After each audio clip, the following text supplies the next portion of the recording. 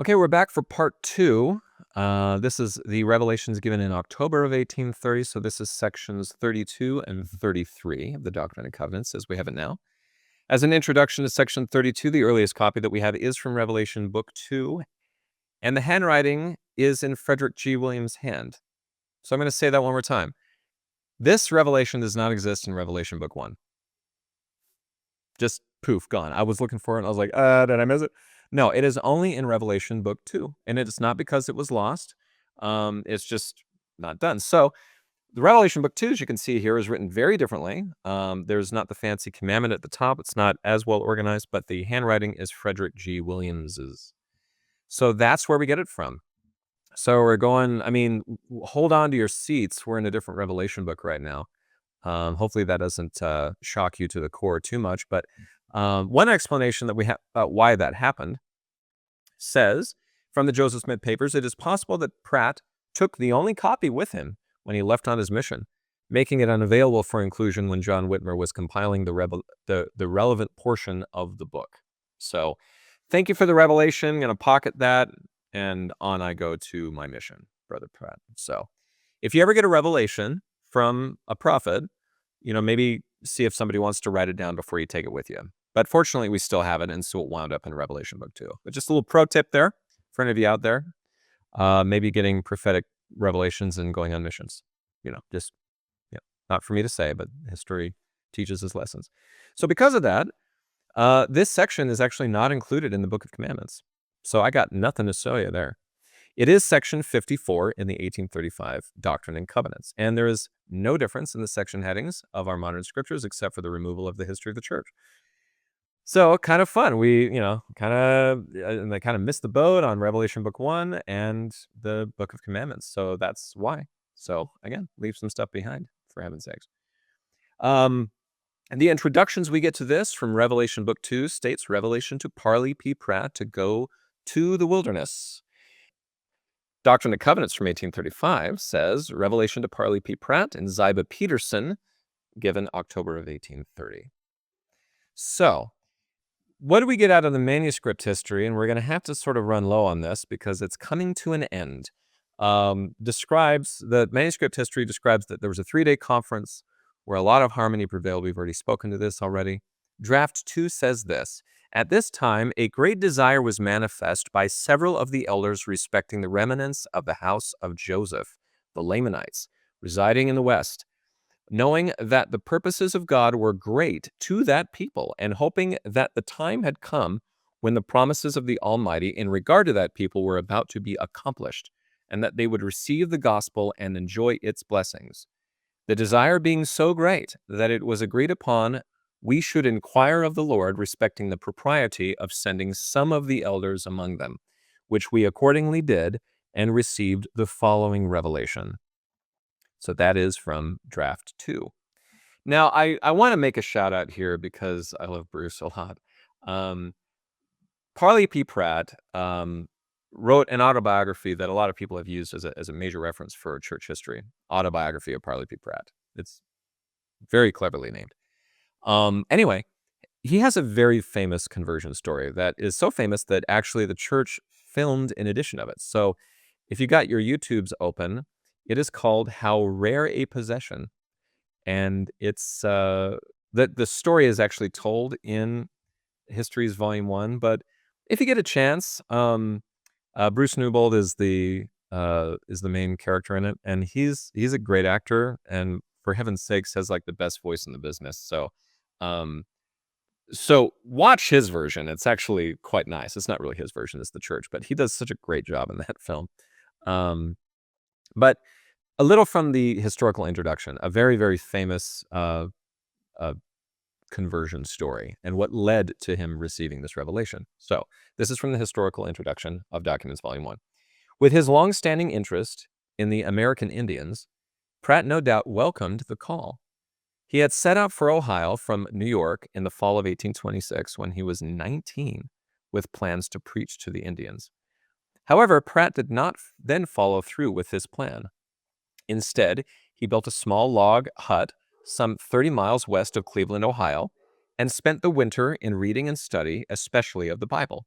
The following summer, he returned to New York, married Thankful Hasley, Hasley, and went back to Ohio with his new bride. So apparently he's always had a major interest in like reaching out to Native Americans and sharing the gospel with them. Didn't quite do it. This revelation specifically had him preach to them. So it's kind of fun. So here's a bit of the story about Parley P. Pratt. Story of faith is what we got here. So in 1829, Pratt, who was a Baptist, was influenced by Sidney Rigdon, a restorationist preacher affiliated with Alexander Campbell.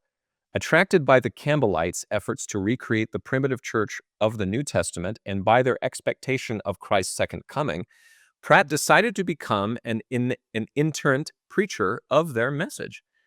In the summer of 1830, Pratt and his wife left Ohio for their, quote, native place, Columbia County, New York, where he planned to preach. En route by canal boat, Pratt responded to what he felt were spiritual promptings and disembarked at Newark near Palmyra, leaving his wife to travel on alone. Pratt encountered a Baptist deacon who loaned him a copy of the Book of Mormon. He soon, quote, knew and comprehended that the book was true, unquote. Pratt then traveled to Palmyra area where he met Hiram Smith. Shortly after, the two traveled to Fayette, where Pratt was baptized into the Church of Christ and ordained an elder. He then continued on to Columbia County to rejoin his wife and proselytize friends and family. So he definitely made the trip worth it. So by the time, like from the start of his trip to the time he saw his wife again after his trip was over, he read the entire Book of Mormon, which you'll see there. He read it in a day, basically, believed it right away, and met Hiram, went to Fayette, met the prophet, joins the church, gets a revelation, heads back home. I mean, it's a heck of a road trip, to say the least. So as far as the mission and the return trip, quote, Pratt soon learned of the call Cowdery and Whitmer had received to preach to the Lamanites. Not long after the revelation featured here called Pratt, along with Ziba Peterson, to accompany them. Peterson, a resident of Macedon, New York, was a founding elder of the Church of Christ and received an elder's license on the 9th of June, 1830. And by the way, that is the end of drafts 2 and 3. So the entire early drafts of the manuscript history of the church are now over. That's all you get. And by the way, I will add to that, and I'll just hold it up here. Histories Volume 1, we won't be using this one for quite a while. It'll be in the histories a few more years before these books come out again. So that's that for that. Which means, and get ready for this, we're going to be starting to use Histories Volume 2, which is going to be kind of fun. We'll get into that in a moment. So we're going to set that book aside. So the aftermath of this revelation, fortunately for us, we actually have. It is what is currently called the Covenant of Oliver Cowdery and Others, October of 1830. So again, this is kind of fun, but the earliest version of this document that we have is actually in the Ohio Star that was published on the Thursday, October 8th, 1831.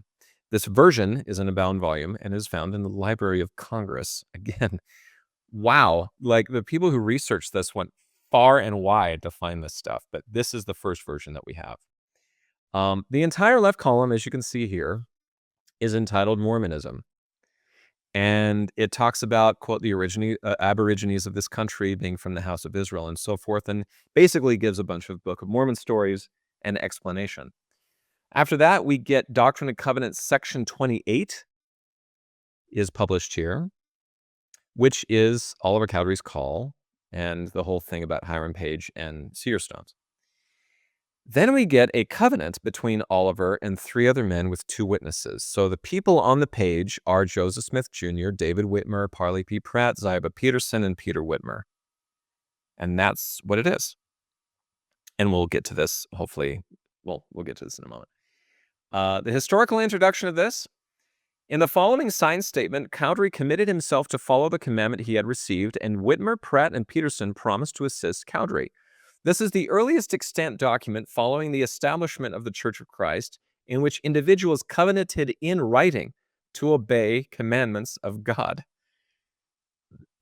and maybe there's others, but I thought it was interesting. There was a covenant between, I would call it probably the leader of the mission and the others going with him. Like, you're going to do this. And they say, yes, we are.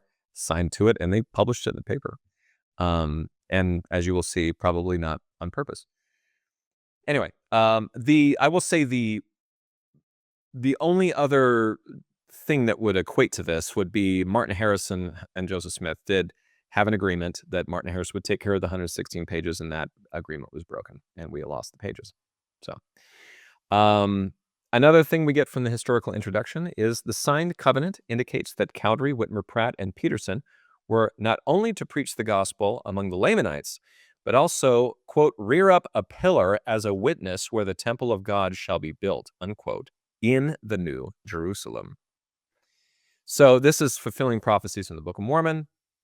And yeah, this whole idea that there's going to be a temple built and a city built and all this kind of stuff was a major part of it. And as they preached this, it also is sort of a precursor to the idea that believers are eventually going to have to move. And this was a major feature of Latter-day Saint religion for a while, decades and decades and decades, even after they moved to Salt Lake City, where if you join the church, you're going to gather physically to the saints. You're going to come to the same place. You're going to leave wherever you are and join us. So we'll get to that a little bit more as the stories move on.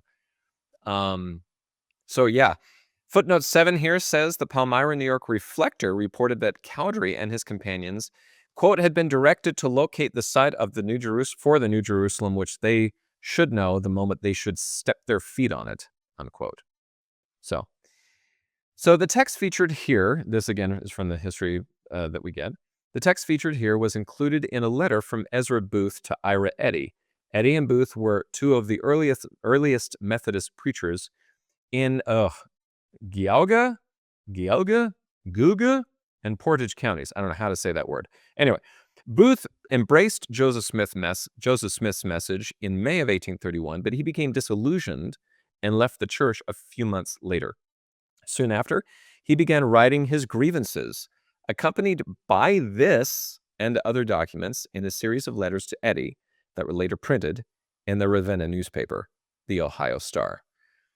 The text of the covenant appeared in the 8 December 1831 edition of the Star, accompanying the 8th letter, and was later published in the 20 December 1831 issue of the Painesville Telegraph. There they are again. Even though Booth published this document in an effort to discredit the church, the fact that he accurately quoted other Mormon documents gives his text credibility as a legitimate copy of a non-extant document. So, again, I don't want to say anything about the guy. I don't really know much about his history to this point, but I mean, at least he was accurate. So what we have here is an effort to sort of disillusion people from the church, but he was very accurate about it. So, thank you for that. We'll use it. So, contents of this covenant.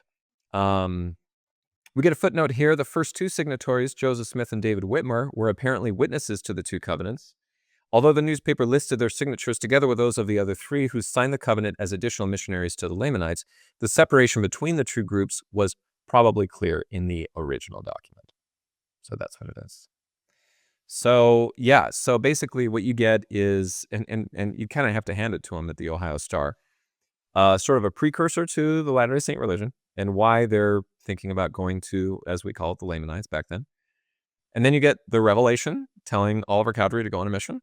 And then you get a covenant that he is going to go on a mission and be a good boy about it.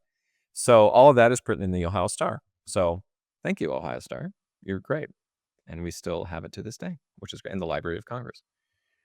So let's move on to section 33. So the earliest version of this we have is in Revelation Book 1, which is the handwriting of John Whitmer. It is listed as 35th and 36th commandment, so it may have been two revelations. And this is the only time we see that sort of thing happen in Revelation Book 1. So these are not separate, as you can see here. In line, it says 35th and 36th, and then gives it as one text. Lots of editorial marks going on here. Holy cow. There's actually verse numbering, which is honored in the Book of Commandments. And a few of those verses are actually honored to this day. So if you look in your current scriptures and compare that with this document, you'll find that a lot of the verses land on the same words. They're sort of, the verse breaks happen in the same place. Mostly these are these sort of corrections are done in the handwriting of Sidney Rigdon, and some of them are William W. Phelps. So that's what you see written on the actual document itself. It is chapter 35 in the Book of Commandments. It is section 55 in the original Doctrine and Covenants. So, a circumstantial introduction to this, also no difference between the two revelations. Revelation Book 1 says, a commandment to Ezra Thayer and Northrop Sweet, their call to the ministry, etc., given at Fayette, Seneca County, state of New York. The manuscript history has no more drafts. We're all done. So what we call draft 1, 2, 3 and the fair copy are now finished. So we leave Histories Volume 1 for now. This is found, if you look in the actual Volume 1 of the History of the Church, this is found in chapter 12, is kind of where we are just in the narration. And this, again, is what was used for a long time to dictate sort of how the Doctrine and Covenants was published and printed. And it says from that chapter, quote, the Lord, who is ever ready to instruct such as diligently seek in faith, gave the following revelation at Fayette, New York. The section headings are a little different here. Section heading was changed ever so slightly. It used to say it says the prophet affirmed that, the Lord is ever ready, so forth and so on. In 2013, it says Joseph Smith's history affirms, so forth and so on. I think just kind of clarifying who may have written the words themselves. So there you go. Because they don't really know if that was the prophet who said it, if that was Joseph Smith who said it. So from the historical introduction from Documents Volume 1, very interesting story here. So Joseph Smith dictated this revelation for Ezra Thayer and Northrop Sweet in early October 1830, within a month of their baptisms in the Church of Christ. The revelation appointed them to the ministry and provided instruction regarding their preaching. Later in his life, Thayer wrote that he was prepared for the revelation by a vision in which, quote, a man came and brought me a roll of paper and presented it to me, and also a trumpet, and told me to blow it. I told him that I never blowed any in my life. He said, you can blow it, try it. I put in my mouth and blowed on it, and it made the most beautiful sound that I ever heard. The roll of paper was the revelation on me and Northrop Sweet. Oliver Cowdery was the man that brought the roll and trumpet. When he brought the revelation on me and Northrop Sweet, he said, here is a revelation from God for you, unquote. So a little bit of a dream. And trumpets, blowing the trumpet is usually like, kind of a call, a preaching of the gospel. This is one of the reasons why the Andrew Moroni has a trumpet, and that's the symbol that's there. So it's kind of a beautiful story. George Albert Smith, or George A. Smith, I should probably say. George Albert was a different person, sorry. George A. Smith recalled, Thayer also recalled that following this revelation, Sweet soon left the church. George A. Smith, Joseph Smith's cousin and later a church apostle, explained that Sweet and 5 others left the church and organized the Pure Church of Christ, as they called it, composed of 6 members, and commenced having meetings and preaching. But that was the extent of the growth of this early schism. Thayer, on the other hand, gathered a large congregation to hear Joseph Smith preach. According to his own account, Thayer filled his barn, and some could not get in, where Joseph Smith, Hiram Smith, Oliver Cowdery, David Whitmer, John Whitmer, Peter Whitmer Jr., Parley P. Pratt, and Ziba Peterson preached with great power. So one kept with it and one did not. And thus it is. So that is all that we have for part 2. Our next part that we have here